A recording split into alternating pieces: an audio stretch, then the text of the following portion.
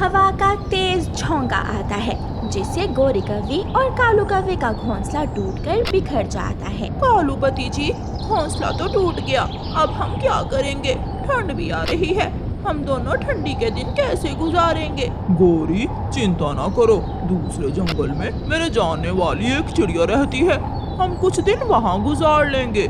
फिर गोरी कौवी और कालू कौवा चिड़िया के पास दूसरे जंगल जाने की तैयारी करते हैं। गोरी कौवी ने अपनी चीजें एक बड़े बैग में डाल ली थी। दोनों कौवा और कौवी दूसरे दिन चिड़िया के जंगल की तरफ उड़ते हैं। वो थक जाते हैं और रास्ते में एक जगह थोड़ा आराम करने के लिए रुकते हैं। कालू, मुझे तो भूख बहुत जोरों की लगी हुई है, क्या यहाँ से कुछ खाने को मिलेगा? गौरी, तुम यहाँ बैठकर बैग का ध्यान रखो और मैं जाकर देखता हूँ। कालू कौवा बैग गोरी के पास रखता है और वहाँ से उड़ता है। थोड़ी दूर कालू कौवे को एक बूढ़ी कौवी दाना लेकर जाती हुई दिखाई देती है। कालू कौवा पीछे से जाता है और उसे धक्का देकर गिरा देता है। बेशरम दुष्ट कौवे, तुमने मुझे धक्का क्यों दिया है? कालू कौवा कुछ बोले बिना उस बूढ़ी कौवी का दाना उठाकर भाग जाता है और बूढ़ी कौवी बेचारी वहाँ बैठी रोती रह जाती है। मैं छीन कर ले आया, मैं उस बूढ़ी कौवी से दाना छीन लाया हूँ। गौरी, लो अपना पेट भरो। गोरी कौवी भूखी थी, वो दाना देखकर खुश हो जाती है। गोरी कौवी दाना खा लेती है और फिर वो दोनों फिर से उड़ते हैं। शाम होने को थी जब कौवा और कौवी चिड़िया वाले जंगल में पहुंच जाते हैं। एक पेड़ पर बैठे हुए तोते से कौवा पूछता है, सुनो सुनो मिठू तोते, यहाँ रानो चिड़िया का घर कहाँ है? वो सामने पीपल के पेड़ पर जो छोटा सा घर है वो रानो चिड़िया का ही है। कौवा और कौवी फिर से उड़ते हैं और उस घर के दरवाजे पर जाकर दस्तक देते हैं। दरवाजा अंदर से बंद था। गोरी कौवी दोबारा दस्तक देती है। खिड़की से चिड़िया की बेटी गुड़िया बोलती है, बताइए आंटी कौवी, आपको किससे मिलना है? बेटी, दरवाजा तो खोल दो, सब बताते हैं। मुझे मम्मा ने मना किया है कि किसी अजनबी के कहने पर दरवाजा मत खोलना। नहीं नहीं छोटी चिड़िया, हम कोई अजनबी नहीं है, हम आपकी मम्मा के दोस्त हैं। मैं आपकी मम्मा का पुराना जाने वाला हूँ। आप जो कोई भी हो, लेकिन मैं दरवाजा नहीं खोलूंगी। जब तक मम्मा घर वापस ना आ जाए मैं दरवाजा नहीं खोलूंगी। कालू जी, ये छोटी चिड़िया हमें घर के अंदर नहीं जाने देगी। अब हमें वहाँ डाल पर बैठकर ही चिड़िया का इंतजार करना होगा। कौवा और कौवी दूसरे पेड़ की डाल पर बैठ जाते हैं। कबूतर भैया, अब मैं जाती हूँ, मुझे घर जाकर अपनी बेटी को दाना देना है। चिड़िया अपने घर चली जाती है। कौवा दूर से ही चिड़िया को आते हुए देख लेता है। वो आ गई रानो चिड़िया, रानो चिड़िया आ गई है। चिड़िया भी वहाँ पहुँच जाती है। कालू कौवे, तुम यहाँ कैसे? रानो, कल की तेज हवा से मेरा घोंसला टूट गया था, इसलिए मैं कुछ दिन रहने के लिए तुम्हारे पास चला आया हूँ। कौवे भैया, बात तो ठीक है, मेरा घर भी बहुत छोटा है, आप 1-2 दिनों में घर बना लेना अपना। फिर चिड़िया गोरी कौवी और कालू कौवे को घर के अंदर ले जाती है। चिड़िया, तुम्हारी बेटी ने तो दरवाजा ही नहीं खोला, मैंने बहुत विनती की इसकी। गोरी, मैंने ही मना किया है इसे, सुना है जंगल में कोई चील भी फिर रही है। आंटी कौवी और अंकल कौवे, अब विश्वास हुआ? मैं ना कहती थी, मम्मा ने मुझे दरवाजा खोलने से मना कर रखा है। चिड़िया कौवों को दाना देती है और सोने के लिए 2 नरम नरम घोंसले भी। कौवा और कौवी दाना खाते हैं और नरम नरम घोंसले में सो जाते हैं। मम्मा चिड़िया अपनी बेटी के साथ ही लेट जाती है। सुबह हो जाती है। कौवा और कौवी भी उड़ जाते हैं और जंगल घूमने बाहर निकल जाते हैं। उड़ते उड़ते कौवा और कौवी पहाड़ों की तरफ निकल जाते हैं। वहाँ एक बड़ी चील बैठी हुई थी। चील के पास एक अनार का पेड़ भी था। कालू जी, मेरा तो अनार खाने को बहुत दिल कर रहा है। ये अनार का पेड़ उस बड़ी चील का होगा। अगर अनार खाना है तो पहले इस बड़ी चील से हमें इजाजत लेनी होगी। रानो चिड़िया की ऐसी कहानियाँ सुनने के लिए YouTube सर्च बार में रानो चिड़िया की कहानी लिखें या फिर ये बटन दबाकर बोलकर कहें रानो चिड़िया की कहानी।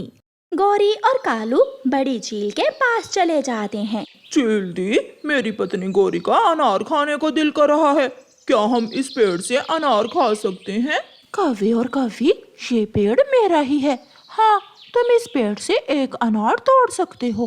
गौरी कौवी जल्दी से पेड़ से एक अनार तोड़ती है और दोनों कौवे अनार खाने लगते हैं। अनार अंदर से लाल और बहुत मीठा था। चील दी, ये अनार का फल तो बहुत स्वादिष्ट था। क्या हम कल भी यहाँ अनार खाने आ सकते हैं? कौवे और कौवी, बदले में अगर तुम मुझे मांस देने का वादा करो तो फिर ये अनार तुम खा सकते हो। चील दी, आप चिंता न करें, हम किसी न किसी पक्षी को धोखे से यहाँ ले आएंगे। अनार खाने के लिए तो मैं कुछ भी कर सकती हूँ। मम्मा, मुझे ये कौवा और कौवी आंटी अच्छे नहीं लगे। कैसी अजीब अजीब सी लालच वाली बातें कर रहे थे। गुड़िया बेटी, ये कालू कौवा मेरा बचपन का दोस्त है। 2-4 दिन रहकर यहाँ से चले जाएंगे। कौवा और कौवी भी चिड़िया के घर लौट आते हैं। गौरी और कालू, तुम दोनों कहाँ गए हुए थे? हम तो अपने लिए घर बना रहे हैं। बांसों के पास हम अपने लिए बहुत ही मजबूत और बड़ा घर बना रहे हैं। फिर तो कुछ दिनों तक आप यहाँ से चले जाएंगे। हाँ, जैसे ही हमारा घर बनेगा हम यहाँ से चले जाएंगे। कौवा और कौवी झूठ बोलते हैं। दूसरे दिन गौरी कौवी और कालू कौवा नदी पर बैठे हुए थे जब गौरी कौवी कालू से कहती है, कालू जी, ये नया जंगल है, कोई हमारा विश्वास नहीं करेगा। अगर हम चील दी के लिए मांस ना लेकर गए तो चील दी कभी भी हमें अनार खाने नहीं देगी। गोरी, चिड़िया हमारा विश्वास जरूर करेगी। हम चिड़िया को ही बलि चढ़ा देंगे। मैं अभी जाकर झूठ बोलकर चिड़िया को घर से बुला कर लाता हूँ। कालू कौवा चिड़िया के पास जाता है। चिड़िया अपने घर के बाहर बैठी हुई थी। चिड़िया, मैं अभी देख कर आया हूँ। पहाड़ों के पास बुलबुल गिरी हुई है, वो तुम्हें मदद के लिए पुकार रही है। रानो पुकार रही थी वो। ये सुनकर रानो चिड़िया जल्दी से बोलती है, कौवे भैया, आप भी मेरे साथ चलें, हमें बुलबुल की मदद करनी होगी। कौवा ऐसे झूठ बोलकर बहाने से चिड़िया को अपने साथ ले जाता है। गौरी कौवी चील के घर पहले ही पहुंच गई थी। चील दी, तुम्हारा भाई उस पागल चिड़िया को लेकर आने ही वाला होगा। तुम जल्दी से चिड़िया को खा लेना और फिर हम खाएंगे अनार। तोता चील के घर के पास बैठा हुआ था। तोता गौरी और चील की सारी बातें सुन लेता है और वहाँ से भागता है। रानो, रुक जाओ, ये कौवा तुम्हें धोखे से लेकर जा रहा है। अगर तुम इस कौवे के साथ गई तो चील तुम्हें खा जाएगी। चिड़िया डर जाती है। ये तोता झूठ बोल रहा है। मेरा दोस्त तोता कभी झूठ नहीं बोलता। चलो चिड़िया बहन, मेरे साथ आ जाओ, हम वापस जाते हैं। तोता चिड़िया को रास्ते में से ही वापस ले जाता है। जब शाम तक कालू कौवा नहीं आता तो गौरी चील से कहती है, चील दी, मैं अभी जाकर कालू को देखती हूँ, न जाने कालू कहाँ रह गया है। गौरी, अगर तुम मुझे मांस ही खिलाना चाहती हो तो क्यों ना मैं तुम्हें ही खा लूं। मुझे मांस मिल जाएगा और तुम्हारे पति कालू कौवे को अनार। ऐसे कहते हुए भूखी चील गौरी कौवी को पकड़कर मार देती है और उसे खा लेती है। ऐसे बुरे कौवों को अपने किए की सजा मिलती है। हर पक्षी को वही मिलता है जैसी उसकी सोच होती है। अगर सोच अच्छी हो तो अच्छा मिलेगा और अगर बुरी सोच हो तो हमेशा बुरा ही होता है। इसलिए हमेशा अपनी सोच अच्छी रखें और अच्छे की उम्मीद रखें। किसी जंगल में एक कौवा और कौवी रहती थी। वो दोनों बहुत लालची कौवे थे। कौवा जंगल से लकड़ियाँ काटकर दूसरे पक्षियों को बेचा करता था। एक दिन कौवा और उसकी पत्नी जंगल में लकड़ियाँ काट रहे थे जब कौवे की पत्नी कौवे से कहती है, कालू जी कहते हैं ऊपर वाला सबका ध्यान रखता है, फिर मेरे पास सोने के गहने क्यों नहीं है, जबकि चिड़िया के पास बहुत कुछ है। गौरी, चिड़िया बहुत मेहनती है और ईमानदार भी। एक तो तुम हर समय ईमानदार ईमानदार कहते रहते हो, ऐसे कामों से कुछ भी नहीं मिलता। फिर गौरी कौवी कुल्हाड़ा लेकर एक सूखा हुआ पेड़ काटने लगती है। जैसे ही पेड़ गिरता है तो उसकी एक खोकर में से एक खजाना नीचे गिरता है। मिल गया कालू, मुझे बड़ा खजाना मिल गया, जल्दी आओ। इतना बड़ा खजाना देखकर कालू और गौरी कौवी की आंखें तो खुली की खुली रह जाती हैं। अब तो हम जंगल के सबसे अमीर पक्षी बन जाएंगे। मेरे मैके वाले जंगल में सब मुझसे जलेंगे। अब मैं सोने के गहने लूंगी। फिर वो दोनों अपना कुल्हाड़ा वहीं एक नदी में फेंक देते हैं और खजाना एक बोरी में डालकर अपने घर को उड़ते हैं। रास्ते में जाते हुए गोरी कालू से कहती है, कालू, मैं इस खजाने को बेचकर अपने लिए एक बहुत बड़ा घर बनाऊंगी और सारे गरीब पक्षियों को इस जंगल से भगा दूंगी। हाँ हाँ, हम अब सबसे अमीर पक्षी हैं, हम कुछ भी कर सकते हैं। वो थक जाते हैं और अपनी बोरी एक जगह रखकर थोड़ा आराम करने लगते हैं। मुझसे तो इंतजार नहीं हो रहा, मैं एक बार अपने खजाने को फिर से देख लूं। गोरी बोरी खोलती है और हैरान हो जाती है। उस बोरी में सोने की जगह लोहा था। कालू, ये क्या हुआ? ऐसा कैसे हो सकता है? मेरा सोना लोहे में कैसे बदल गया? गोरी, ये जरूर कोई चमत्कारी सोना था। जो हुआ उसे छोड़ो, लोहा भी तो महंगा ही बिकता है। हम लोहे को बेचकर भी बहुत कुछ खरीद सकते हैं। मगर गोरी उदास थी। वो बोरी उठाकर फिर से उड़ते हैं। वो घर पहुंच जाते हैं और बोरी एक कोने में रख देते हैं। कालू जी, इस लोहे को बेचकर मैं एक गाय लूंगी और फिर 1 लीटर दूध में 1 लीटर पानी मिलाकर बेचा करूंगी। ऐसे तो हम चंद दिनों में ही अमीर बन जाएंगे। मजा आ जाएगा। 1 लीटर दूध में 1 लीटर नहीं गोरी, हम 2 लीटर पानी भी मिला दें तो दूध सफेद ही रहेगा। तो ठीक है, हम 2 लीटर ही पानी मिला दिया करेंगे। ऐसे लालची कौवे खुश होते हुए दूसरे रोज वो बोरी उठाकर लोहा खरीदने वाले पक्षी के पास जाते हैं। अच्छे से वजन करना पक्षी, ये लोहा खालिस है। ये तो पूरा 10 किलो हुआ। मैं एक बार बोरी खोलकर देख लूं। देखो देखो, एक बार क्या 10 बार देखो।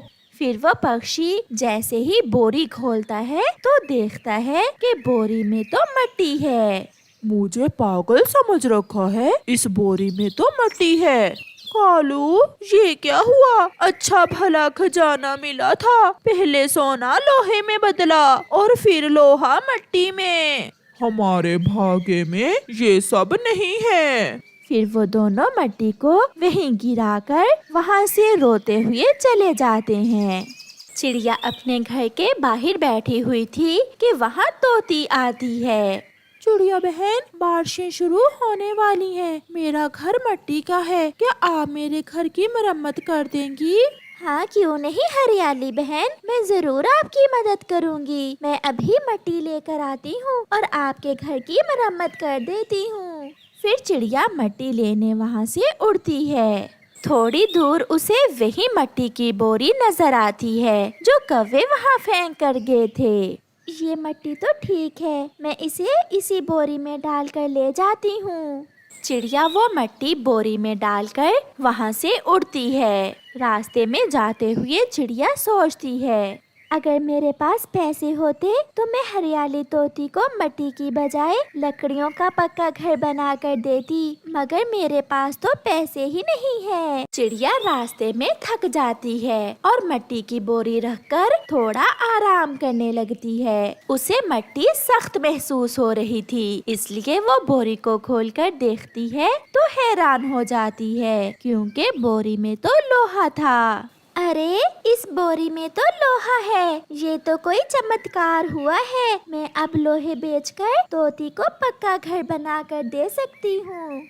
खुशी खुशी चिड़िया लोहे की बोरी उठाकर वहाँ से उड़ती है।